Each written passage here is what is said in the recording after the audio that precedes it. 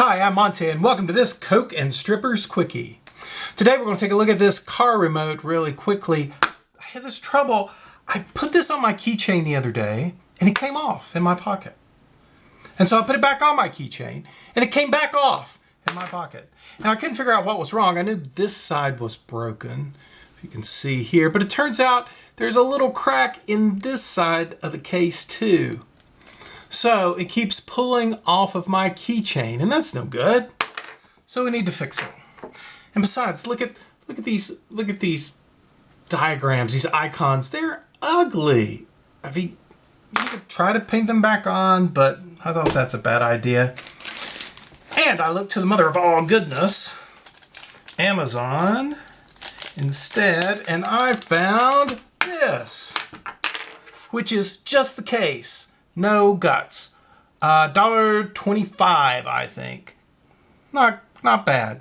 So we're going to put this in that and be done. But while we've got it up here, let's take a look at this thing, see what we can find out about it. So, fortunately, most of the stuff regulated by the FCC has these numbers on the back. Wait a minute, that's upside down. Has these numbers on the back. This one is CW1WB1U331. Let's see what we can find out about that. Okay, so let's look for that FCC ID. It is CWTWB.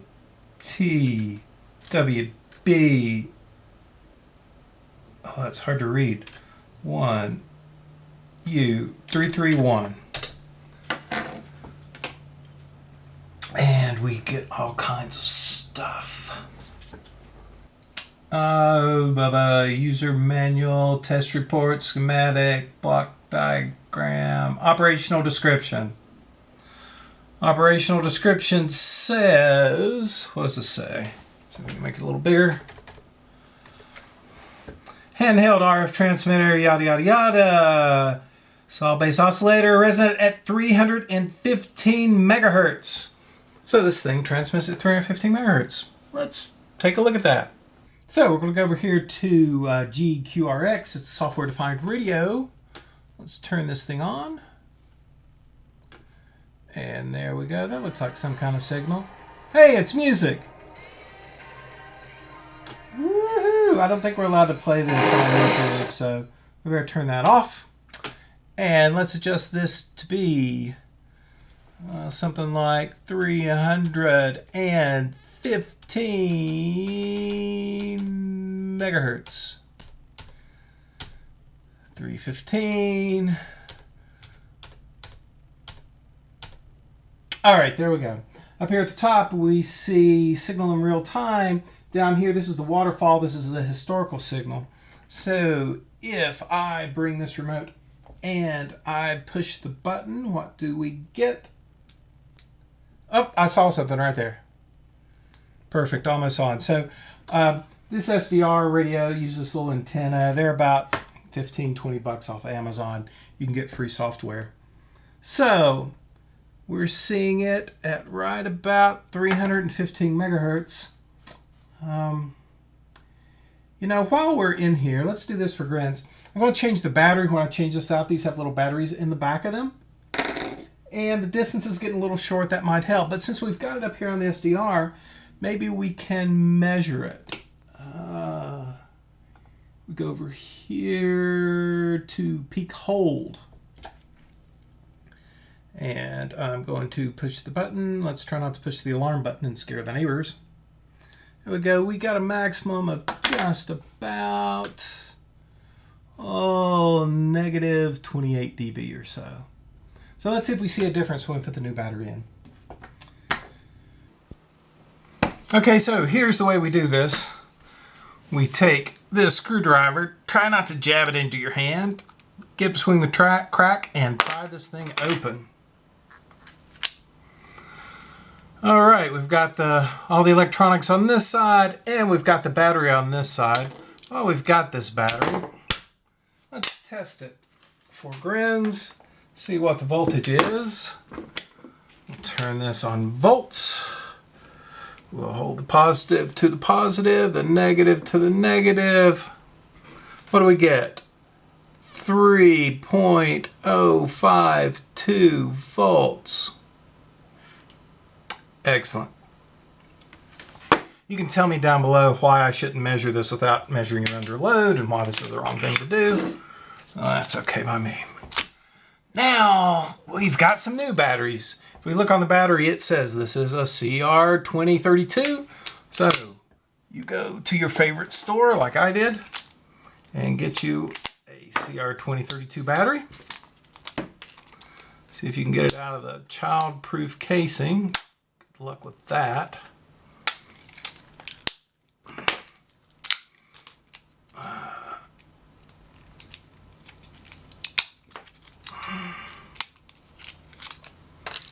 All right, let's see what the voltage of this new one is.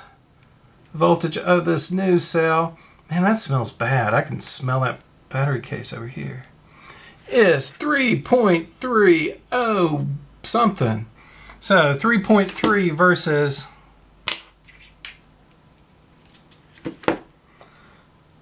3.0. All right, so we've got a stronger battery. Now let's move these electronics over. Wait a minute, this isn't right. Look, they put this case on half upside down. The back hook down here and the top hook up there. Whatever. I guess if you want to be ambidextrous or something, I don't know. Of course, the trick is to try to get this case open without stabbing yourself or damaging the case too much like I'm starting to do. I don't know which is going to be worse, damaging me or damaging the case. There we go. It's open. We've got the nice, pretty new button, so we're going to get this installed on that. Not sure how this thing comes apart. I assume it just pushes out. Oh, look at that. This is an entire sort of rubber condom-y thingy. Yeah, ugly buttons and all. Hey, and the red and blue are squirted different colors. This feels like a silicone rubber. Different colors of rubber just pushed down in there. Here's the circuit board, if you want to see it. Nothing but this little bitty chip and some buttons. All right, we don't need that anymore. That's old. So let me see if we can put this back together in the right way. I've got, hey, now wait a minute. That's very curious. This has 5 buttons, and this case only has 3 buttons. I wonder what this other button does. Huh. Well, that's for experimentation later. That is very curious, though. 2 buttons, 3 buttons. Oh well, I think this is the correct orientation. I didn't quite want to go in there. Maybe I need to pull this whole rubber thing out and put it in, then put it in as a unit. I'm very curious though what that other button might do. Maybe it makes my car sing and dance.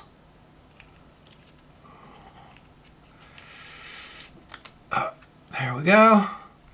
That looks like that's in place. This is the new cell, I think.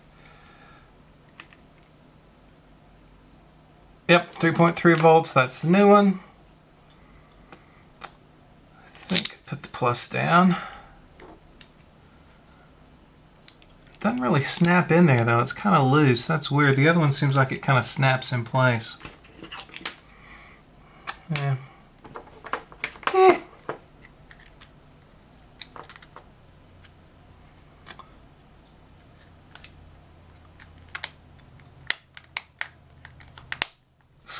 Squeeze till it pops. I think that's it. All right, let's jump back on the SDR and see what we see. Okay, here we are back on the SDR. Somehow my frequencies changed. I must have hit something. So that should be 315 0 0 more or less 0. All right, that should get us there. We got the peak hold, so let's hit the unlock button. What do we get? Oh, now I've got to go and look where we were looking before. But if we look down here, we see something like, almost like negative 20 dB. So that was a gain of about 8 dB or so just by adding this new battery. Oh, wait a minute. Listen. I hear my car outside. So apparently we do have a stronger remote button. It's all fixed. It'll go on the keychain now. And maybe at some other point, we'll figure out what that middle button does that's sitting in there. So anyway, thank you for joining me today on this Coke and Strippers Quickie. Give it a big thumbs up. Give it a like. Share it with your friends if you like it and your enemies if you don't. And we will catch you next time. And in the meantime, spend all your money on Coke and Strippers. Okay, I can't help myself. I took a quick look at Google and I couldn't figure out what that fifth button is for. Maybe it's there somewhere. If you see it, let me know.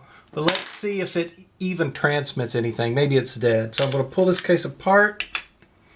And I'm going to hold this battery in place. So actually I've got to pull this apart too. And hold the battery in place while I push this fifth button. That's the button here in the middle. All right, so watch up here. Actually, I'll reset the hold so I can see if it actually transmits or not. And we push the middle button. I don't see a transmit. Maybe. Oh, I wasn't holding I didn't have the battery on the right direction. Wait a minute. Holy. It's the alarm button. Quit it. Stop. You're scaring the neighbors. Hold the button. Hold the battery. Push the buttons. Oh, come on. It turns it on and it won't turn it off? Is that the deal? Come on. Oh. Yeah, well. I guess curiosity killed the cat. So the fifth button there in the middle, the hidden button, is also an alarm button. That's not very useful. You wish the fifth button would be like, disco mode.